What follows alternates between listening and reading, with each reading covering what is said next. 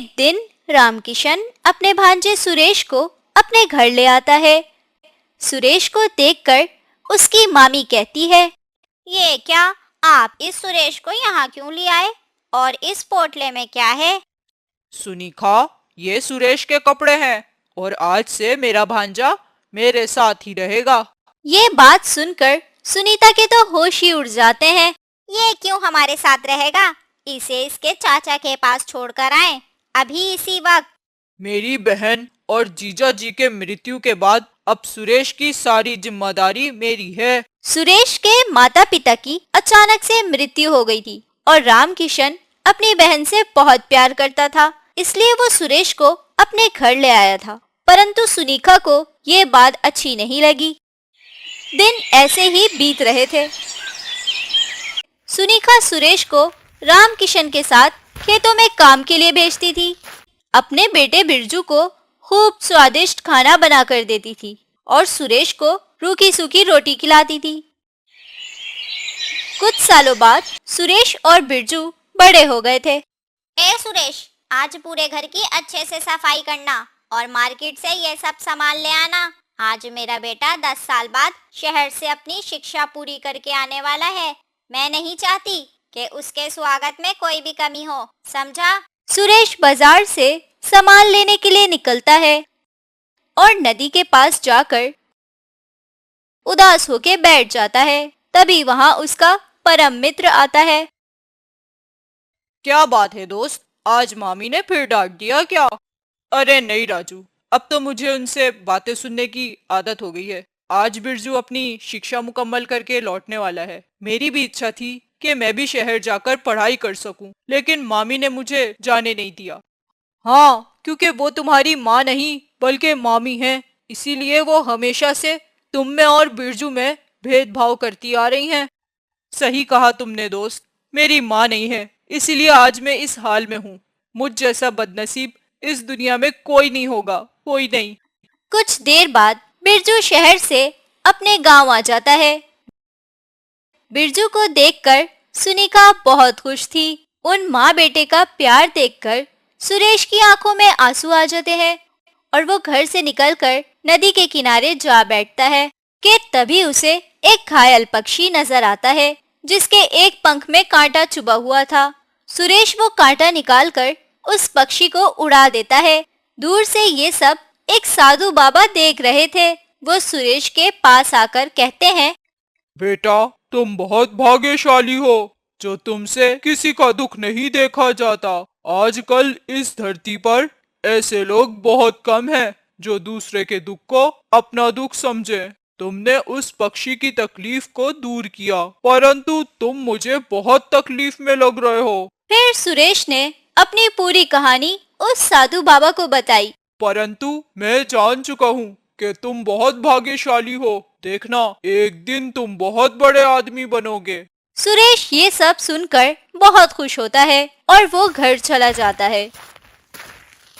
एक दिन राजा वीर सिंह के मंत्री सुरेश के गांव में आए और सब गांव वालों से उन्होंने कहा, सुनो सुनो गांव वालों, हमारे राजा वीर सिंह ने हमारे राज्य की राजधानी में एक बहुत बड़ी प्रतियोगिता का आयोजन किया है।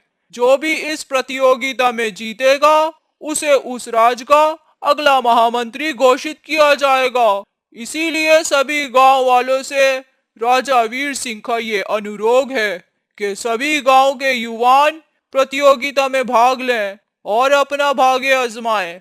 इस बात को सुनकर सभी युवान राजधानी के लिए निकलने लगे। बिरजू भी प्रतियोगिता में जाने के लिए तैयार हो रहा था। बिरजू बेटा, तू प्रतियोगिता के लिए जा तो रहा है, परंतु राजा वीर सिंह ने तो प्रतियोगिता के बारे में कुछ बताया ही नहीं कि प्रतियोगिता किस बारे में है। माँ, मैं भी तुम्हारा ही बेटा हूँ। मैं हर चुनौती का सामना करने में सक्षम हूँ। अजी, देखा आपने, मेरा बेटा कितना बहादुर है। वो इस सुरेश की तरह डरपोक थोड़ी है। मुझे पूरा विश्वास है राजा वीर सिंह के राज का अगला महामंत्री मेरा बेटा होगा। बिरजू राजधानी के शहर जाने के लिए चला गया और सुरेश हर समय की तरह खेती बाड़ी करने निकल गया।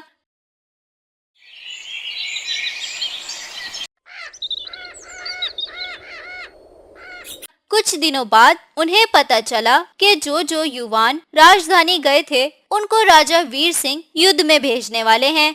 सुने जी, आपको पता चला कि राजा ने झूठ बोलकर सब युवान को राजधानी बुलाया था और अब युद्धपुर भेजने वाले हैं। हाय राम, मेरा बेटा।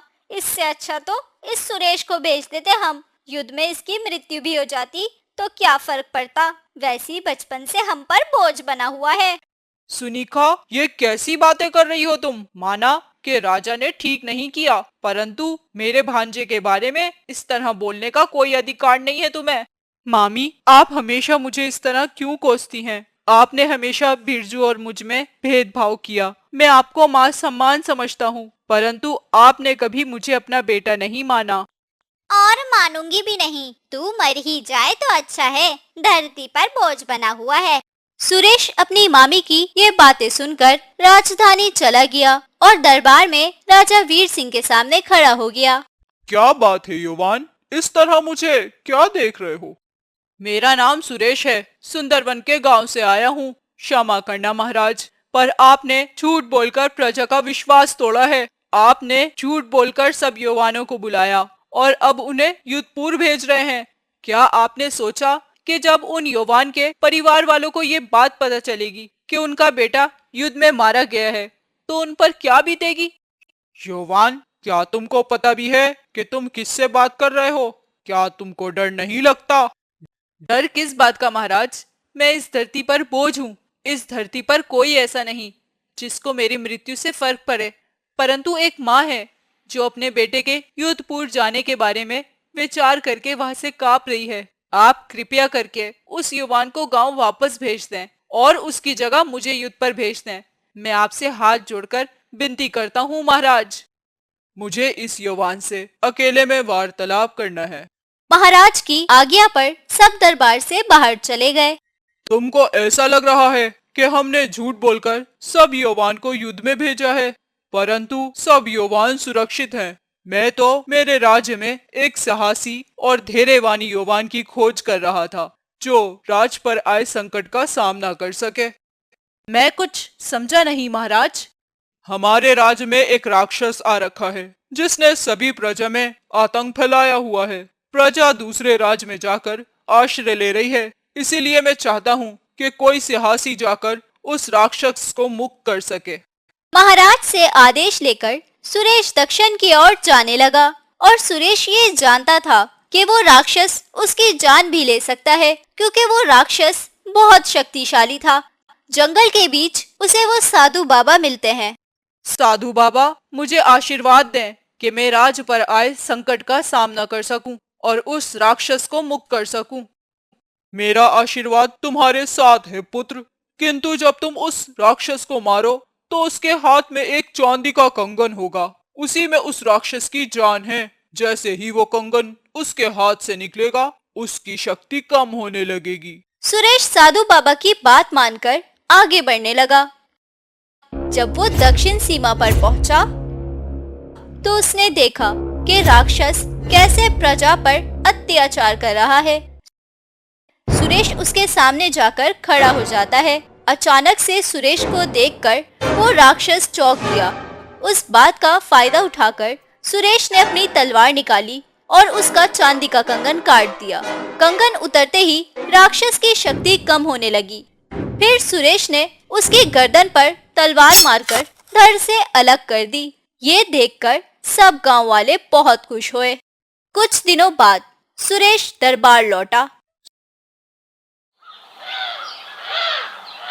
सुरेश, तुम सच में एक वीर योद्धा हो। इतने भयानक राक्षस से तुमने हमारी प्रजा को मुक्त किया है।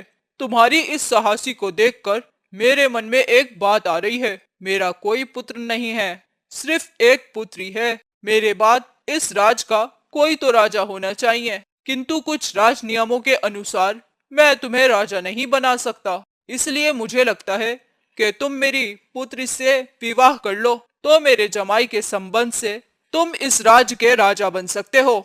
महाराज, मैं खुद को बचपन से बड़ा बदनसीब समझता था, पर कुछ दिनों पहले एक साधु बाबा ने मुझे बताया था कि मैं बहुत भाग्यशाली हूँ और बहुत जल्द मेरा अच्छे समय आने वाला है।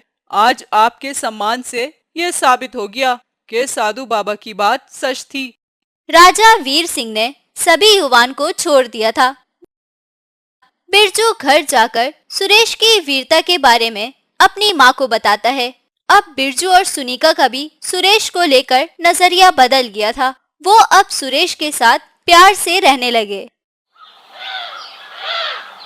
कुछ दिनों बाद राजकुमारी ने सुरेश से विवाह करने के लिए हाँ कर दी। दोनों का विवाह संपन्न हुआ। अब सभी लोग खुशी से साथ मिलकर रहने लगे और साधु बाबा की वो बात सच हो गई कि सुरेश बहुत भाग्यशाली है।